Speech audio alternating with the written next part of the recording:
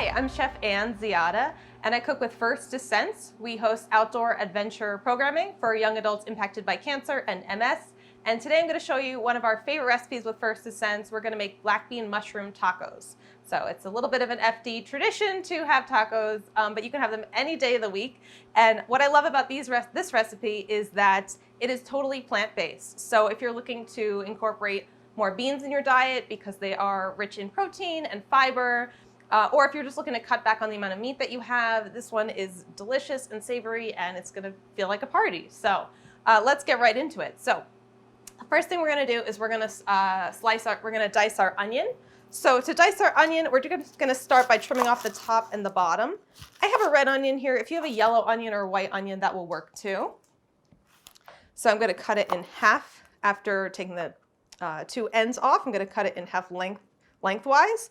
And then I can peel it after I cut it in half. It's much easier to peel that than a whole onion. All right, so I've got my halves here. So a little quick way we're going to dice it, we're going to cut it in 3 directions because it is a 3-dimensional cut. So first I'm going to slice it parallel to the board, about the width that I want it. So I want about a 1/4 inch. So I'm going to do 1/4 inch cuts going up. Then I'm going to rotate it and just use the tip of my knife to go 1/4 inch slices in the same direction of the grow line. So you can see these veins from root to tip. I want to cut that same direction, but I left about 10% of the onion uncut. So it's still being held together. I didn't go all the way through, but I did go all the way through to the board. And then I'm going to rotate it, and then I'm going to slice it perpendicular to those cuts that I just made and get my lovely little small dices. So I can show you that again. Right, we're just going to go 1/4 inch slices from the bottom, 1/4 inch with just the tip of my knife not going through that last 10%, and then cut perpendicular to that. All right. And for these little bits, if I wanted to go through them, I could continue to slice them and get little 1/4 inch pieces. This looks like a good amount, so I might just put this aside for later or use it for stock. Okay. So that's our onion. And we're also going to slice some mushrooms. So I have cremini mushrooms here, but you can also use any type of wild mushrooms that you have around. You can trim off this tip. Right. And my favorite way to wash mushrooms is just to take a damp towel, wipe them down. If you soak them in water too long or wash them like you would wash a carrot, sometimes they absorb a lot of the extra water and they become a little mushy. All right, so now that I've got my mushrooms trimmed, I am just going to slice through them. So let's say I want about 1/8 of an inch. Just use a little rocking motion with my knife and just quickly go through them like this. So my left hand again, my fingertips are always tucked away, what we call bear claw. So because it's mushroom, it's pretty small. This is like our little baby bear cub claw.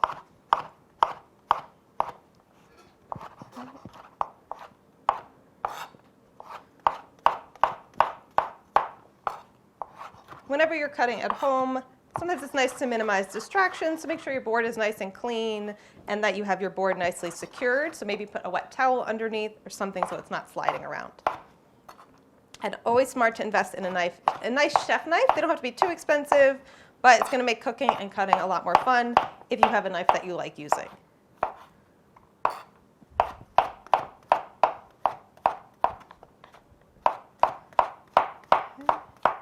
I've got a few more.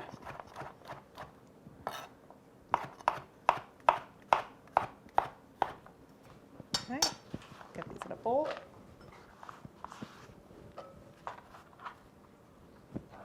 Okay, and then we're going to just mince our garlic. So we have a few garlic cloves here. To mince them, first we want to peel them so you could trim the ends off. And then you can either gently smash it with the side of your knife, and the skin can kind of peel right off. The more fresh your garlic is, the more difficult it is to peel, but it lasts pretty long. So if you buy some in your fridge, as the time goes on, it'll get easier to peel. Now to mince my garlic, I'm just going to slice through it once, just like we did with the mushrooms, as thin as you can. And I'm going to collect my slices in a nice little pile. and then I'm going to mince it. So this is the same technique I would do to herbs. First, you want to get them into smaller, more manageable pieces so you can create a little pile. And then I have my left hand on top of my knife, and I'm just going to continue that rocking motion and go back and forth, almost like a hand on a clock going from like 3 o'clock to 5 o'clock, and then back until you get pieces that go from chopped to coarsely chopped to more finely minced. I don't mind a coarse chop for the tacos. Sometimes if they're too small, they might burn more quickly. So, and everyone loves garlic with tacos, so if there's some big pieces in there, that's more fun.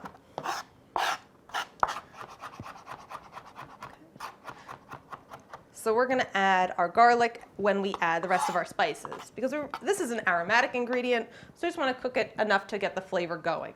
So today we're going to use some ground coriander, and we have some oregano too. So I'm just going to throw this right in with the oregano, because we're going to add it at the same time. Okay. And if you notice your hands smell like garlic after peeling it and cutting it, you can use soap and water to take it off, but also metal will help remove that stain. So you can even buy, they call it garlic soap. It's like a block of metal. You rub your fingers against it, or you can find a stainless steel bowl you might already have. Rub your fingers on it after you wash them, and that should get rid of any lingering garlickiness that might be present.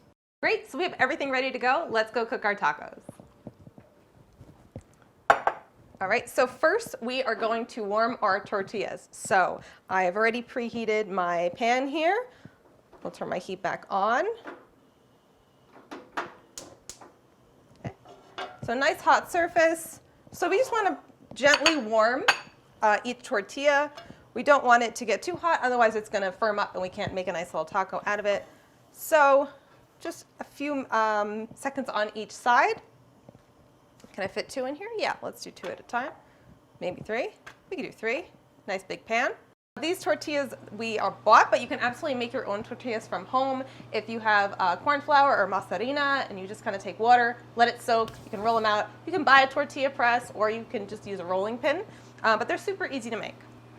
All right, so once they feel a little warm on one side, I can just flip it. Right, I shouldn't see really any charring. Just get them nice and warm. They'll be more flexible this way without breaking. These feel pretty good. The second side will be shorter than the first side. Once they're ready, I'm going to put them with the others back here, and we're going to cover them in a towel. That's going to keep them nice and warm without drying them out. Right. We'll cover them until we're ready to use them. Okay, so let's make our filling. So in the same pan, I'm going to start by adding my oil.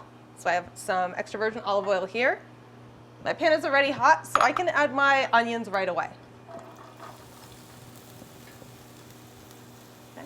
So for my onions, I just want to very gently cook them, get them a little translucent.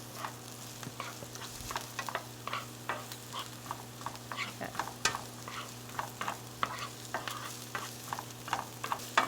It already smells so delicious. So as onions cook, they're going to become more translucent in appearance, and they're also going to start to taste more sweet. Now, if I want to encourage the sweating of the onions, I can add a little bit of salt. That way they get nice and soft without any browning.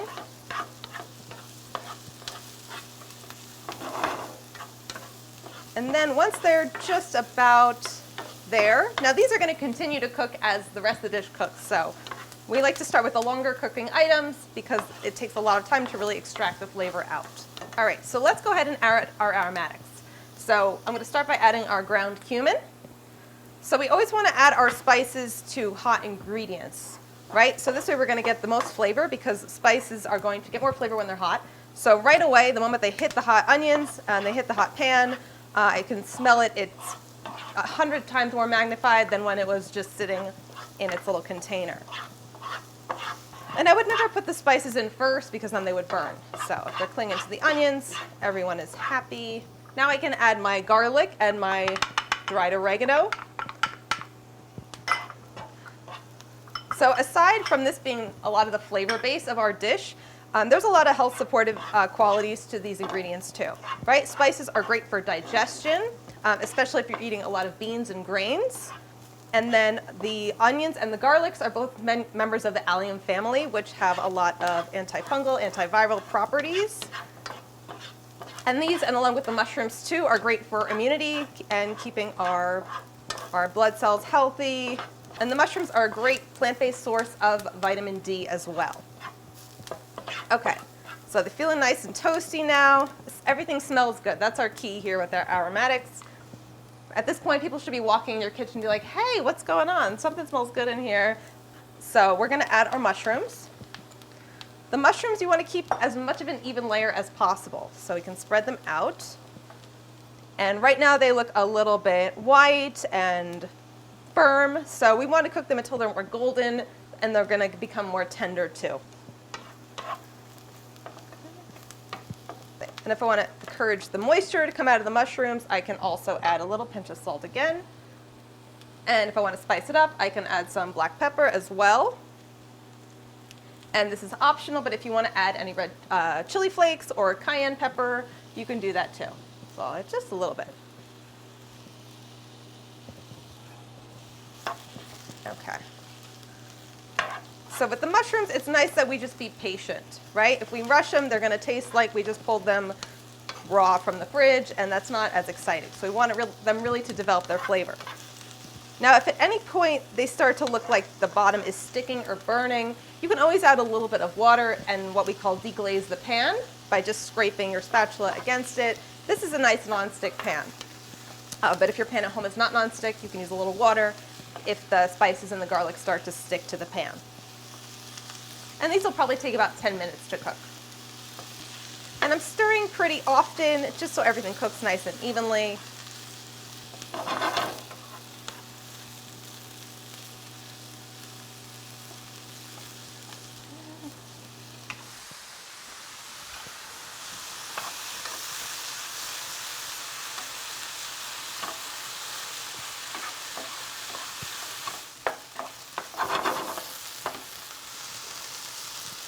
Okay, so our mushrooms have been cooking for about 7 to 10 minutes. They look nice and browned. They look like they're a bit wilted, and they shrunk in size, and they smell like a party. So at this point, we can go ahead and add our black beans. So you can add black beans, and you could add a little bit of the cooking liquid, or if you use them canned, you can use a little bit of that. I would recommend to get organic beans or cook them yourself. They're so cheap to get, and they're very easy to cook, right? You just take some dried beans, you can soak them overnight, and then simmer them with some new water, maybe about an hour or so, and you can always add things like bay leaves to give it a little more flavor. Right? Beans on their own, they have some flavor, but you can usually amp it up, add some stuff to it. Spices, herbs, maybe a little citrus. Okay, so we're just going to cook this until the black beans are nice and hot, and some of this liquid will thicken out a bit. Black beans are great. I mentioned before they're high in protein and they're high in fiber, especially for plant-based foods. They're some of the best sources of protein for a vegan or vegetarian diet. I also love black beans aside from their flavor and their beautiful color, but the health properties that come with them and their color, right? They have anthocyanin as their pigment, which is the same pigment we find in blueberries. So it's great for anti-inflammatory. So this is nice and hot, so we are ready to assemble our tacos. All right, so let's make our garnish for the tacos. So we're gonna start with taking some radish and just slice them into matchsticks. So I'm gonna trim off the top and the bottom. And then I'm going to thinly slice the radish. And then from here, I can just cut them into little batons. This is gonna give our tacos a little crunch, nice little raw element to it. And radishes are great because they help the body to break down fats. So they really pair nicely with things like avocado or more heavily cooked or more earthy flavors, especially like the mushroom.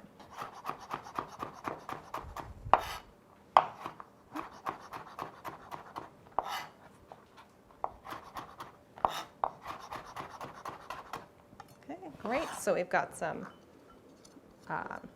radish matchsticks ready to go. And let's get some avocado too, of course. So I'm going to start by leaning it against my board because I want to be very careful when I'm taking the pit out of an avocado. So what I like to do, use my board and start by slicing halfway through with my nice 8-inch chef knife and then rotate all the way around. And then from there, I can usually twist it right off. And to take the pit out, I would say you can, what I don't want you to do is to use the tip of your knife. If you use the tip of your knife and it's in your hand, you don't really have control over how far the tip goes. And we want to keep our hands safe. So you can use your board, or if it's a tough pit in there, you can use a towel to wrap your hand and then use the belly of the knife rather than the tip. Make a little chop in, right, barely going in there, and I can gently twist it. And then even if I don't want to touch the blade, I can use the towel, protect my hand, and get the pit out. Right? So now from here, I can either peel it, or I can just kind of slice it into wedges. So I can just go lengthwise. You know, let's do a little dice for this. So we'll do lengthwise, and then we'll go in the opposite direction. Like that. So we have these nice little pieces. Okay. All right, we'll do the other half too.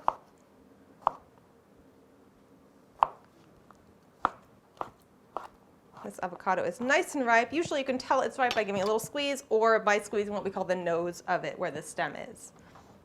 And it should be nice and soft. So we can scoop out those dices. And if you know you have some time before you're going to serve them, you can squeeze a little lime juice on top, and that will prevent it from oxidizing.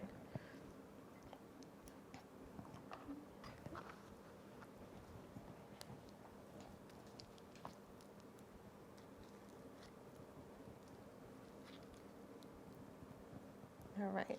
So the avocado has such heart-healthy fats in it. It's great for your hair, it's great for your skin, and it's going to add a nice richness to the dish because everything else is a little bit low fat, right? So this is going to give us that satiety, and it's going to make food taste delicious because fat is what makes food taste delicious. You can have delicious food without fat. It's good, but you know, this is going to make it filling. So this is a great plant-based ingredient to use instead of maybe sour cream or shredded cheese if you're trying to avoid dairy or cut back. So we have our avocado, we have our radish ready. Let's go ahead and start building. We can do the cilantro at the end. Okay, so I'm going to take my taco, add, I would say, about half a cup of filling. We'll do a few at a time. Let's get 3 going here. No one's going to have 1 taco.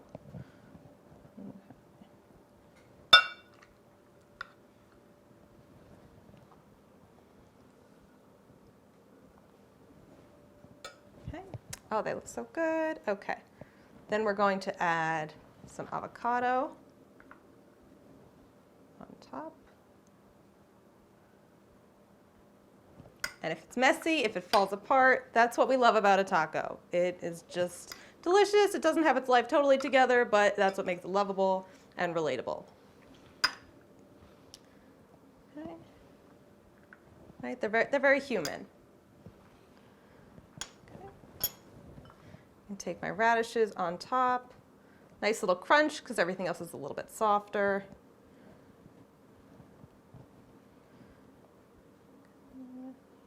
Arrange them gently.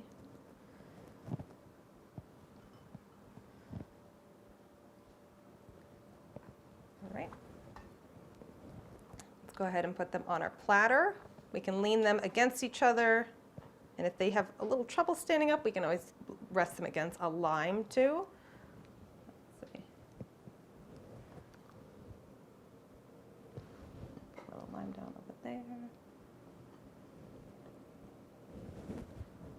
And then for our cilantro, you can just gently tear the leaves, or you can chop them up too. Right. So cilantro is going to add a nice little green, a little bitterness, a little citrus flavor, mild.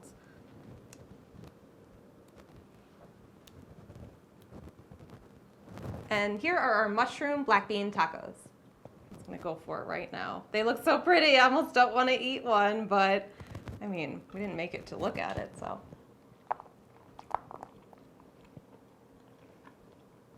Oh my God, so good. Yum. A little messy.